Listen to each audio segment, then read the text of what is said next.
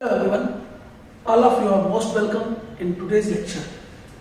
Today we are going to start part 17 lecture, topic number 2, insurance and annuity, 12th commerce, mathematics and statistics part 2.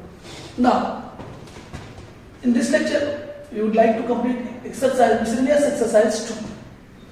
Question number 19, 20 and 21 देखेंगे हम इसके अंदर ध्यान दीजिए. So let's start. Question number 19. Find the present value of an annuity immediate. सबसे पहली बात annuity immediate है. तो annuity immediate में हमें P का फार्मूला लगाना पड़ेगा present value के लिए. P डैश का नहीं. annuity due रहेगा तो वहां पे P डैश वाला फार्मूला रहेगा. बट यहाँ पे डायरेक्ट लिख दिया है annuity immediate है. आप ₹20,000 पर annum, दैट मीन्स हर साल के अंत में ₹20,000 आप पे कर रहे हैं, इंस्टॉलमेंट पेमेंट कर रहे हैं फॉर 3 years, 3 साल के लिए एट 10% पर annum, जो कि आपको जनरेट करता है इंटरेस्ट या इनकम 10% पर annum. तो 10% पर annum के रेट ऑफ रिटर्न पर आप 20,000 पर annum आप क्या कर रहे हो, पेमेंट कर रहे हो. तो आपकी उसकी प्रेजेंट वैल्यू कितनी होनी चाहिए ये निकालना है. सो हमें निकालना है प्रेजेंट वैल्यू और आपको दिया हुआ है annuity immediate of ₹20,000, that means C की वैल्यू दी हुई है ₹20,000. एवरी ईयर के एंड में आप ₹20,000 क्या कर रहे हैं, पेमेंट कर रहे हैं. एन की वैल्यू 3 है, आर की वैल्यू 10% पर annum, that is I equals to हो जाएगा आर अपॉन 100. तो आर की वैल्यू कितनी है 10 अपॉन 100 करिए तो ये 0.1 हो जाएगा. ठीक है, आर की वैल्यू मिल गई, आई की वैल्यू मिल गई, एन और सी तीनों की वैल्यू मिल गई. अब हमें निकालना क्या है present value, P equal to question mark. Now present value equal to C upon I inside last bracket 1 minus 1 plus I raise to minus n. ये फार्मूला याद रखना है. So P equal to C की value 20,000, I की value 0.1, 1 minus यहां पर 1 plus I की value 0.1 raise to minus 3. यहां पे माइनस फार्मूला में M की वैल्यू 3 है. Now P is equal to यहां से कौन हटा ऊपर 0 बढ़ा दीजिए आप, तो 20,000 की जगह 2 लाख हो जाएगा ये. तो इसके बाद 1 minus 1 plus 1 raise to 3 minus 3. So P is equal to 2 lakh. आप 1 में से माइनस करेंगे 1.1 रेज टू माइनस 3 की वैल्यू कितनी है 0.7513. 0.7513 ये आ गई इसकी वैल्यू. Now P is equal to 2 lakh. 1 में से आप माइनस करो उसको 0.7513 को, तो 10 आउट ऑफ 3 माइनस करेंगे तो आउट ऑफ 10 3 माइनस करेंगे तो 7. 9 में से 1 गया 8, 9 में से 5 माइनस करेंगे 4, 9 में से 7 माइनस करेंगे 2 और 0.0 हो जाएगा क्योंकि यहां से इसने लिया है. Now P is equal to 4 numbers के बाद डेसिमल है तो 4 0 डाउन डेसिमल क्या हो जाएगा, तो 20 into 2487. नाउ मल्टीप्लाई कर दो 0, 2 7 जा 14, 2 8 जा 69, 1 17, कैरी 1, 2 4 जा 8 and 1 9, 2 2 जा 4, 49,740 rupees. This is the present value of an annuity immediate. So very simple answer. Therefore present value of an annuity immediate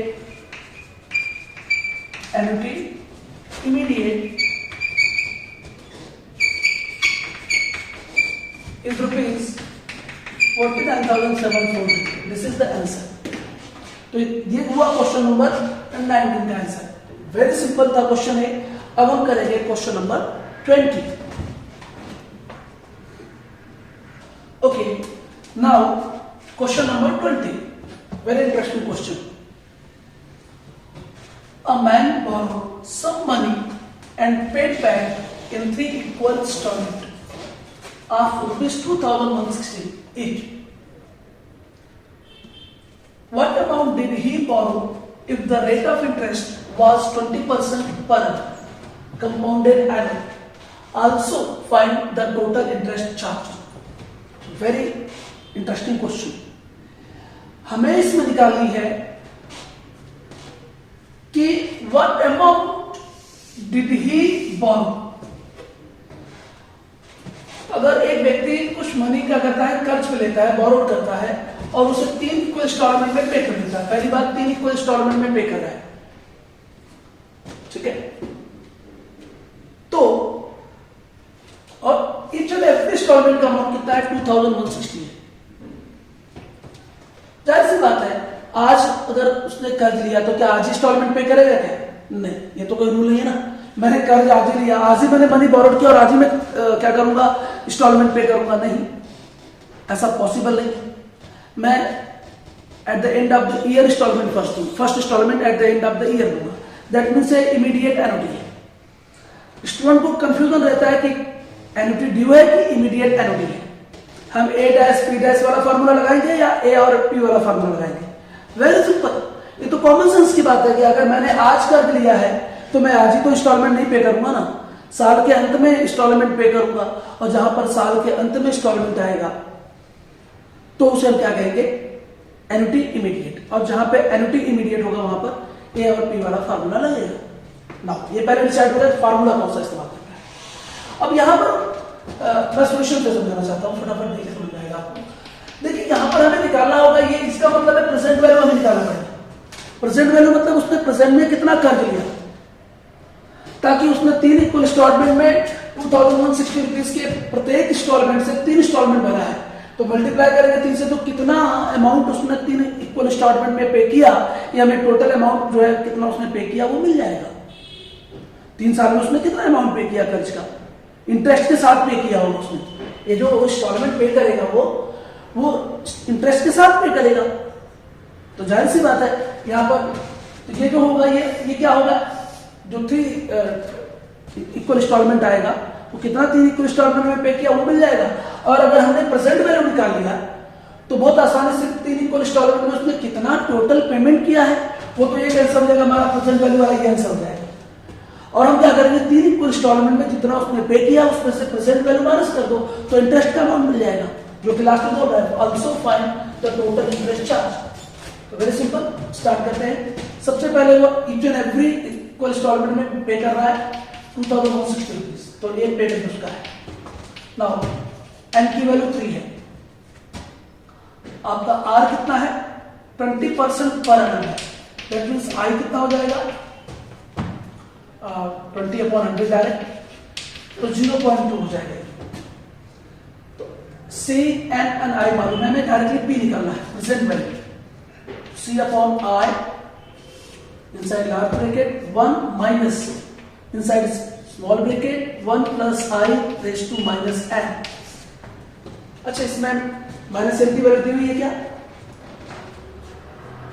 okay, इसकी वैल्यू दी हुई है तो हमने यहाँ पे लिख दिया, देखो ध्यान से ये वैल्यू दी हुई है तो बहुत आसान काम है. सी की वैल्यू 2160 अपॉन आई की वैल्यू 0.2. 1 माइनस 1 प्लस आई की value 0.2 minus raise to 3. Now यहां से पॉइंट रिमूव करो, यहां पे 0 बढ़ा दो तो 21,600 डिवाइडेड बाय 2 हो गया. 1 माइनस 1.2 रेस टू माइनस 3, उससे डिवाइड करो 10,800 हो जाएगी. 1 माइनस 1.2 रेस टू माइनस 3 की वैल्यू दी हुई है 0.5787. It's very easy. 10,800 इंटू 1 में से माइनस कर दो, कितना आएगा, 20 का पॉइंट यहां से यहां चला जाएगा तो मल्टीप्लाई करते हैं. ध्यान P is equal to 108 into 42.13 हो जाएगा. इसका मल्टीप्लाई करेंगे तो इसका आंसर आएगा आपका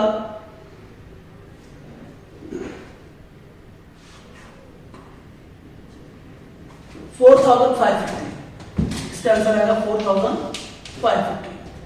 यह आपका प्रेजेंट वैल्यू आपका. अब प्रेजेंट वैल्यू मिल गया मतलब ये आंसर आपका मिल गया. What amount did he borrow. So a person borrow rupees 4,550। ये आंसर आपका एक आंसर होगा। लेकिन उसने 3 इंस्टॉलमेंट में ईच एंड एवरी इंस्टॉलमेंट का अमाउंट है 2,160। तो 3 इंस्टॉलमेंट में कितना अमाउंट पे करेगा? Total amount paid in 3 installment. 3 installment में उसने कितना अमाउंट पे किया? 2,160 एक इंस्टॉलमेंट का अमाउंट है, 3 से मल्टीप्लाई कर दो तो आएगा 6,480 रुपीज पे किया। देखो उसने कर्ज लिया था कितना? उसने मनी बोरो किया 4,550 और उसने 3 इंस्टॉलमेंट में विद इंटरेस्ट पे किया 6,480। तो 6,480 पे किया तो उसने एक्चुअली इंटरेस्ट कितना पे किया है हमें निकालना था। Also find the total interest charge. तो हम लिखेंगे amount of interest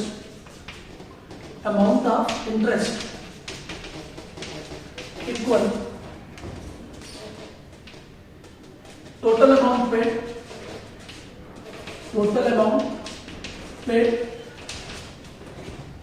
in 3 installment minus present value. Present value मतलब कितना उसने कर्ज दिया वो प्रेजेंट वैल्यू है। तो 6,480 में से आप माइनस कर दो 4,550 तो आपका आंसर हो जाएगा कितना इंटरेस्ट का अमाउंट है। 1,930 रुपीज का इंटरेस्ट का अमाउंट है। सो हमारा वो आंसर होगा what amount did he borrow? So he borrow rupees 4,550 and also find the total interest charge. The total interest charge is 1,930. These are the 2 answers of this question. So now this is question number 20. Very quite interesting question. Now we are doing question number 21. Okay. Now question number 21 आप लोगों के सामने आएंगे. A company decides to set aside a certain amount at the end of every year to create a sinking fund that should amount to 9,28,200 in 4 years. Same as a question exercise 2.2 में था। तो same similar question है कि company decide कर रही है कि कितना अमाउंट सर्टन अमाउंट हर साल के अंत में वो साइड बाय साइड रखती जाए सिंकिंग, ताकि सिंकिंग फंड क्रिएट हो। सिंकिंग फंड क्रिएट क्या होता है? जो 4 साल 5 साल 6 साल के बाद एक साथ जो एक मुश्त अमाउंट हमें मिलता है ना, हम उसे सिंकिंग फंड कहते हैं। तो 4 साल के बाद 9,28,200 रुपीज चाहिए। तो कितना अमाउंट हर साल के अंत में क्या करना चाहिए? जमा करना चाहिए, जो कि हमें 10% पर annum इंटरेस्ट दे रहा है। कंपनी के इन्वेस्टमेंट पर 10% पर annum इन्वेस्टमेंट पर क्या है? इंटरेस्ट है, मिल रहा है कंपनी को उतना इंटरेस्ट। तो 10% पर annum इंटरेस्ट के साथ हमें कितना इन्वेस्टमेंट करें हम कि कंपनी को 4 साल के बाद 9,28,200 रुपया यानी कि 9,28,200 रुपीज मिल जाए। तो कितना अमाउंट हर साल साइड बाय साइड करती जाएगी कंपनी? Simple question. सो यहाँ पे सारी बातें दी हुई हैं। तो एक्यूमुलेटेड अमाउंट कितना हो जाएगा 4 साल के बाद? 9,28,200 मालूम है हमें। इसके बाद हमें निकालना है सी की वैल्यू। एवरी ईयर के एंड में कितना अमाउंट साइड बाय साइड करना है, तो सी की वैल्यू निकालनी। सी क्या होगा? इंस्टॉलमेंट ऑफ ईच पेमेंट, हम सी को कहेंगे, वही तो निकालना हमें। और हमें आर क्या दिया हुआ है? अच्छा पीरियड दिया हुआ है कितना? 4 इयर्स। और आर कितना है? 10% पर annum। दैट मींस आई कितना हो जाएगा? That is I equals to R upon 100। तो 10 अपॉन 100 दैट इज 0.1। सारी बातें डिसाइड हो गई। अब एक्यूमुलेटेड वैल्यू का फार्मूला लगा दो। ए का formula C upon I 1 plus 1 minus no 1 plus I raise to N minus 1। Sorry for formula, ये फार्मूला आपका रहेगा, याद करके रखना है। तो ए की वैल्यू आपको मालूम है 9,28,200। सी की वैल्यू निकालना है। आई की वैल्यू 0.1, 1 प्लस आई की वैल्यू 0.1 रेज टू एन की वैल्यू 4 माइनस 1। वेरी सिंपल ना। तो 9,28,200 इंटू 0.1 हो जाएगा ये। सी इंटू ये हो जाएगा 1.1 रेज टू 4 माइनस 1। तो 0 जाएगा, पॉइंट खत्म हो जाएगा, 1 से मल्टीप्लाई होगा, इतना आएगा 92820 9 to 2020 हो जाएगा ये। तो इसके बाद 1.1/4 की वैल्यू कितनी है 1.4641 minus 1। Now it's very simple 92,820 सी इसमें से माइनस कर दिया जाए 1 को तो 0.4641 हो जाएगा और क्या हो जाएगा इसके बाद 92,820 divided by 0.4641 is equal to C. तो 464 तो ये 1 2 3 4 0 4 नंबर्स के बाद डेसिमल है तो 4 नंबर्स के बाद डेसिमल हटा दूं ऊपर 4 0 और बढ़ा दूं 1 2 3 4 और ये हो जाएगा 4641 is equal to C. Now C equals to 2 1 2 2 4 8 2 6 12 2 4 8 and 1 9 तो ये 2 टाइम में आ जाएगा तो ये 1 2 3 4 5 0 तो हो जाएगा 2 lakh rupees. So simple answer find the amount to be set aside every year. Therefore, rupees 2 lakh to be set aside